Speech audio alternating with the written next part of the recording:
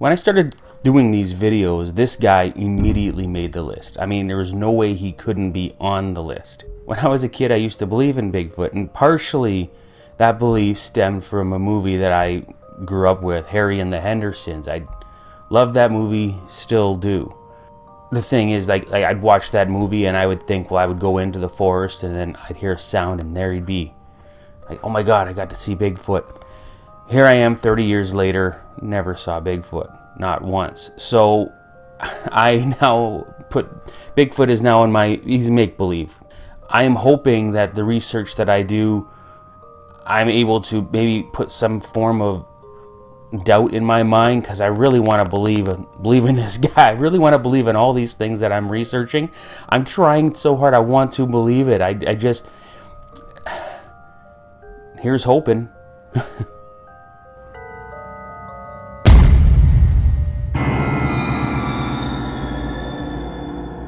Okay, now I'm sure everyone has seen this video, or at least have heard of it. It's the most famous Bigfoot proof, I guess believers would say. Well, I'm going to show it anyway, so here we go. Okay, now this video was shot in 1967, although some critics do claim it could have been earlier than that. But the film was shot by Roger Patterson and Robert Gimlin. Now, while they were riding on horseback, they saw something. The early shakiness is allegedly from Patterson running towards the figure to get a better shot. And there it is. It's supposed to be Bigfoot. And there you see it looks back at Patterson. It does this several times. It keeps looking back. And they try to track it, but then they lose it in the woods.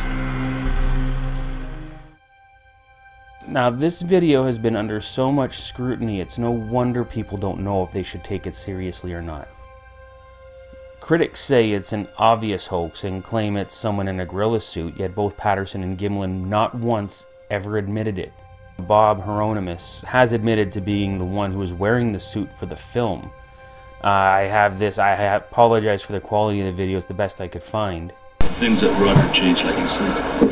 This is a replica of the gorilla suit that appeared in the original Bigfoot film, made famous in the 1960s by Yakima man Roger Patterson. To sell for as high as $7,000 and $8,000. One of them is Philip Morris, who claims he and his wife sewed the costume together in their basement and sold it to Patterson. Morris says he was surprised when Patterson didn't come forward. They're outing the secret in a TV segment for National Geographic. What I find weird is the exact replica he is showing looks absolutely nothing like the one from the original video. Remember, that video was shot in '67, and with technology today, we could really enhance the video and pick out some incredible details. There is one thing for sure I can say I believe in. I believe that Bob is lying. Okay, now I'm not making a video to talk about the Patterson-Gimlin video. That is not what this is about. I want to talk about the big guy himself. Okay, so the Himalayas, they have the Yeti. Canada, the Sasquatch. And in the US, Bigfoot. Folklore, elaborate hoax, misidentified animal, even extraterrestrial. Those are a few of the theories about this creature. One thing is for sure, he's old. I mean, centuries old. The Native Americans told stories about a wild man living in the woods long before the white colonists showed up, which I find very interesting. I mean, is this all just a fairy tale, or could there really be something to this? As it turns out, there was a giant ape-like creature that existed called Gigantopithecus. It went extinct about 100,000 years ago and is speculated to have reached a height of close to 10 feet. That's pretty big. I mean, the average human male is about 6 feet, and a polar bear stands on its hind legs can reach up to 10 feet. So Gigantopithecus was the same height as a polar bear. The fact a creature that kind of resembles what Bigfoot would look like, if we are to believe what eyewitnesses have claimed, actually existed, makes for a very compelling argument. Except that all the fossils found have been from India, Pakistan, China, and Southeast Asia. Not exactly close by, and since no fossils have been found outside of those areas, it's safe to believe that Bigfoot, if he is real, is not a Gigantopithecus. Aside from the Patterson-Gimlin video, just what other evidence is there?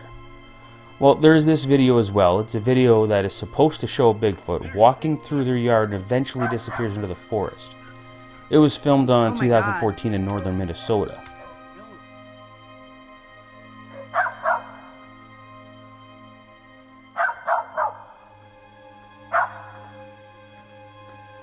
Oh my god. We better get back inside, guys. That honestly was pretty creepy looking. There is a ton of eyewitness accounts, way too many for me to go through. But that is a huge problem for me. That's not proof. I can read all the Bigfoot stories I want, but without actual physical evidence, I can't believe their stories. And the picture evidence that is out there is so blurry or of such poor quality that makes proper identification difficult, if not impossible. One farmer in West Virginia reported that he found Bigfoot tracks and he made a cast of them. He also captured this picture, which he says is Bigfoot that was walking away from him. I don't know. Now, there are audio clips that are supposed to be a Bigfoot howling and making noises.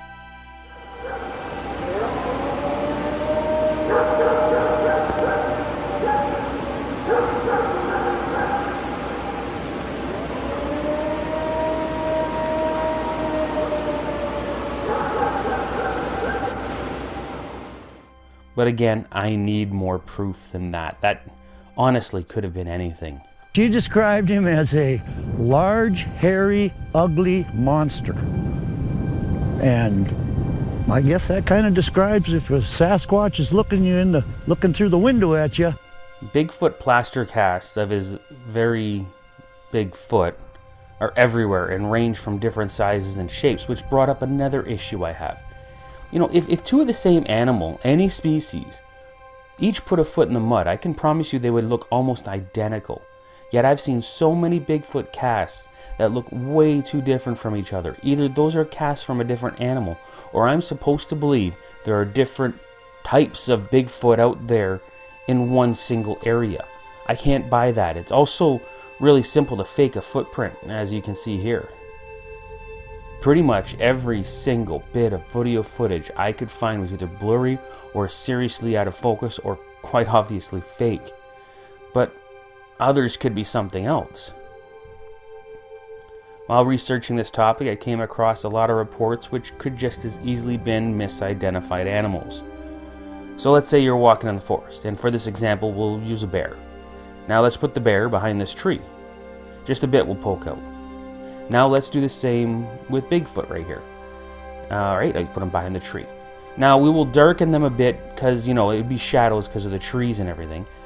I know it's not an exact science, but it's obvious how people might get confused. You see a huge dark shape in the woods, immediately think Bigfoot when it could have been a bear scratching at a tree the whole time. Now, I'm not saying that every photo of Bigfoot is a misidentified bear, but it's absolutely possible. So here we are, after all the research, after all the stories I've read, after all the pictures I looked at, and after all the videos I watched. Where do I stand? I think he's make-believe. Now, I can't base my decision off of just one video, the Patterson-Gimlin video, because that was pretty, I mean, that still, as of yet, has not been debunked.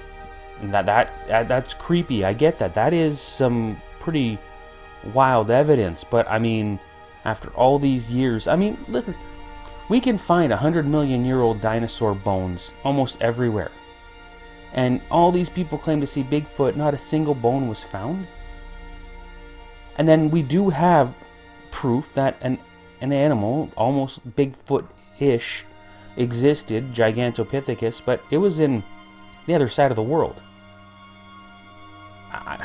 I'm wondering, I'm thinking this is more folklore and stories, and people have just been ramping up it and feeding off of it with some pranks and hoaxes and fake videos, and that's what this is, just to keep it going. We would have found something by now. There is no way that something like this would be a secret for this long. Who knows? If that's my decision now. It's make-believe. Evidence down the road could change my story, could change what I believe. That's what this is all about. I want to change what I believe. Okay, so if you like this, hit that subscribe button, and then don't forget to follow me on Twitter so that way you can see when my videos are coming out. If you like this, give me a thumbs up. This is Rick, and once again, if you can't make me believe, it's just make-believe. See you later.